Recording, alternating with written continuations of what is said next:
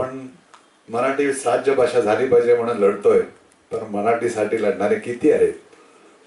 कारण मी रवींद्र भवनचा चेअरमॅन झाल्यानंतर मराठी कार्यक्रमासाठी झटतोय की अजून कार्यक्रम आणूया, अजून नाटकं आणूया, पण मराठी नाटकाला उपस्थिती 25% होत नाही हो. नाटकवाले कसे येणार इकडे? म्हणा प्रत्येक जण जो रवींद्र भवन मध्ये येतो, माझ्या चेंबर मध्ये येतो, तो नाटक कधी आणतोय मराठी? 700 सीटिंग कॅपॅसिटी आहे रवींद्र भवनची. 200-250 माणसं झाली तर नाटकवाला काय बोंबणार? तो लॉस मध्येच जाणार. कशी आणू मी नाटकं? मराठी अकादमीचं ध्येय असं आहे की आपल्या गोव्यामध्ये विद्यार्थ्यांनी मराठी भाषेचा अभ्यास करावा.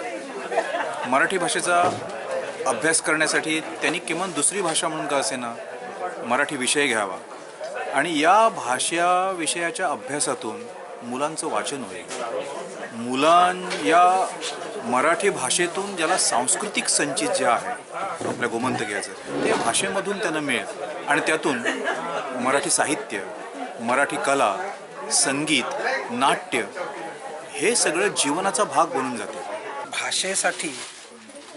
भाषा चांगली येण्यासाठी 4 त्याच्या टप्पे असतात: श्रवण, संभाषण, वाचन आणि लेखन.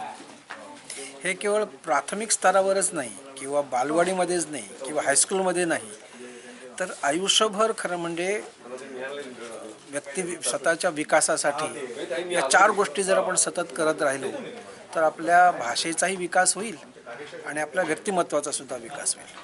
त्याच्यातलं पहिलं आहे श्रवण. ऐकलं पाहिजे, चांगलं ऐकलं पाहिजे.